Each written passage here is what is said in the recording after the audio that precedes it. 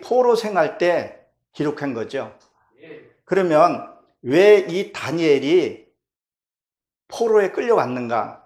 다니엘서 1장 3절에 보게 되면 다 끌려온 것이 아니라 몇 명만 이렇게 왔다고 되어 있어요.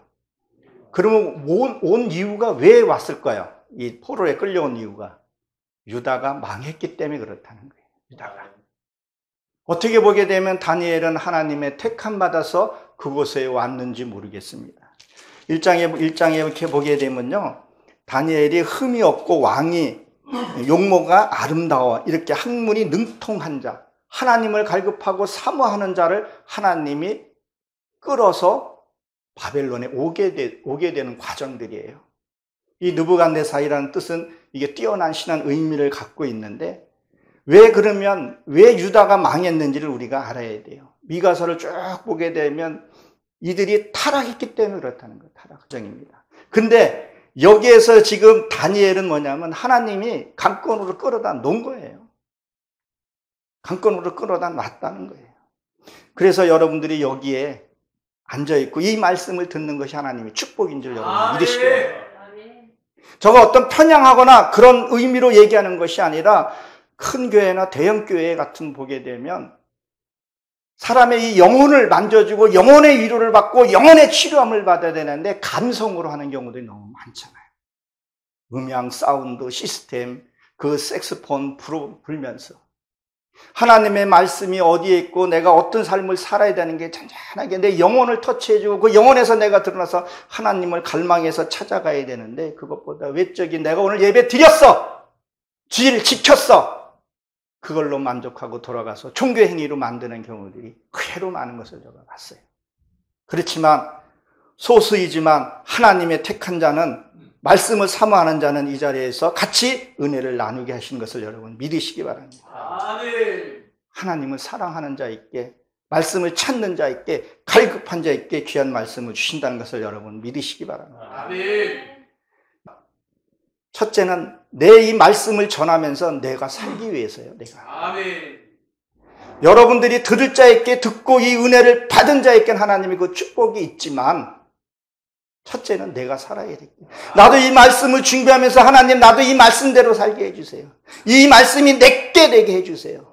그리고 이 생명의 말씀이, 진리의 말씀이 듣는 자에게 그대로 임하게 해달라고. 그리고 내 소리를 하지 않고 하나님의 소리로 전하게 해달라고 기도하고 또 기도하고 여기 쓴 거죠. 그리고 여기서 말씀을 전해서 전한 자가 먼저 좀 살아보고 어떠한지를 알아야 될 것 같고, 그렇게 해야 되겠다는, 그렇지 않으면 하나님에게 책망이 더 크다 그랬습니다.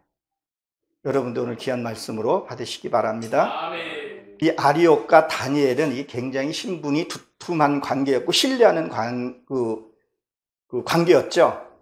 이 아리옥은요, 뜻이요, 이게 그들라오멜과 동맹하다 이런 뜻을 갖고 있거든요. 이 그들라오멜요, 창세기 14장에 가게 되면 롯이 잡혀갔을 때 아브라함이 끌고 내갔을 때 그 왕의 한 이름인데, 이 그들라오멜은요 한 줌의 이렇게 곡식단이에요.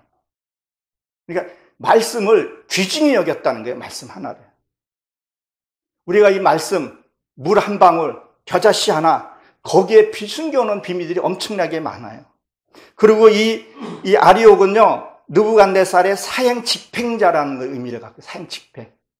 무엇을 집행해요? 이 아리옥이 지금 죽을 사람을, 지금 느부갓네살이 명령을 내리면 가서 처형할 사람이에요.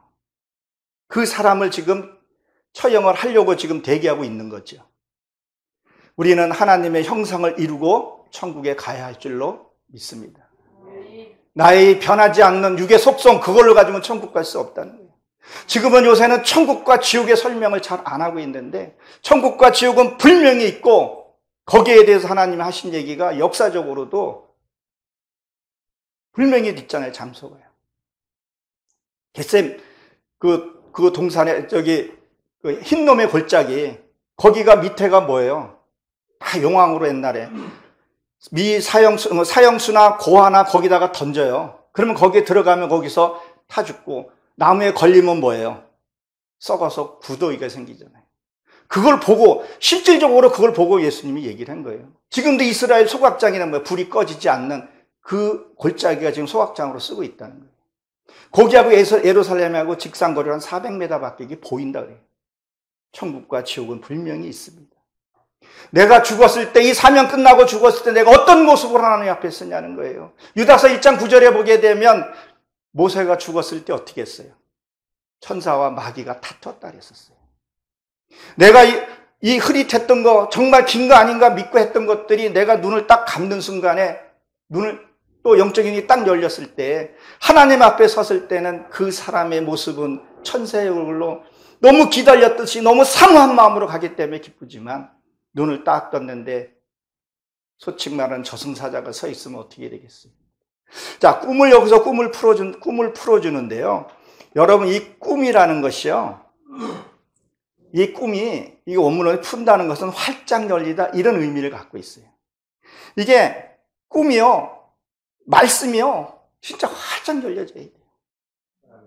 정말 이 말씀이 중간에 어정쩡하게 열리면 이단이 돼버리고요. 말씀이 어정쩡하게 열려지게 되면요. 하나님이 단계적으로 열어주시거든요. 처음부터 영의 세계를 열어주는 것이 아니라 그 단계들이 다 있잖아요. 아이의 걷는 그 표적도 보여줄 때 있고 은사 보여줄 때도 있고 무엇 보여줄 때가 있고 이런 단계에서 그 다음에 그것을 순차적으로 끊어가면서 하늘의 세계를 보고 오라 그러잖아요. 그래서 이것을 확실하게 열려줘야 돼요. 이것이 엉뚱하게 열리면 이단으로 가거나 중간에 타락된 모습으로 세상 사람들에게 손가락질과 비호를 받는 경우들이 왕왕 있죠. 그래서 꿈을 활짝 열려져야 돼요. 말씀도 활짝 열려져야 된다는 거예요. 그리고 또 무엇을 얘기를 하죠? 상대의 마음도 좀 만져줄 수 있어야 된다는 거예요. 그 사람이 말을 안 해도 그 사람과 대화 속에서도 그 사람 마음을 알고 그 사람의 마음을 가서 좀 만져줘야 된다는 거예요. 근데 어떠냐는 거예요. 요새는 대화들이 너무 단절되어 있는 모습들을 너무 많이 봐요. 스마트폰으로 카톡으로 대화하고 그나마저도 지금 단절돼 가는 이런 현실 속에서 어떻게 사람 마음을 다 알겠어요? 카톡으로 주고는 그 마음을 다 전달하고 할 수는 없잖아요. 이제는 핵가족 시대에서 지금 1인 1가족 시대라고 지금 얘기를 하고 있는. 우리가 죽으면 혼이 구원받습니까? 영혼이 구원받습니까? 육이 구원받습니까? 영이요? 영은 부활이 없어요. 영은요, 지옥 가도 그대로 지옥 갑니다. 그렇죠? 그리고 천국 가도요, 그 영은 죽지 않아요. 영은 부활되는 거 아니에요. 뭐 육이. 구약에 보게 되면 뭐라고 되어 있었어요? 종을 일시키면 그 삭슬 떼어먹으라 그랬어요? 주라 그랬었어요? 주라 그랬잖아요. 그러면 이 종이 와서 말씀에 섰어요. 그 여러분들이 저한테 지금 일을 시키는 거 안 시키는 거예요? 시키는 거잖아요. 그러면 나한테 싹스를 줘야 되잖아요. 이 말씀이 그냥 나옵니까? 아니잖아요. 무릎 꿇고 기도하고 그리고 사전과 주석과 그리고 기도함으로써 그리고 맞추셨을 때 이 강단에서 말씀을 전한다는 거예요. 나가서 세상과 똑같이 돈 벌게 할 수는 없잖아요. 우리가 이렇게 하나님의 거는 하나님께 드려야 되고 가이사에겐 가이사에게 드려야 하는 부분인데 너무 신앙도 이기적이고 편의적이고 이기에 가면 뭐 저기에 가면 되지. 아니더라. 물질 쫓아보게 되면 두 주인을 섬길 수 없다 그랬는데 하나님 앞에 쓸 수가 없는 거예요.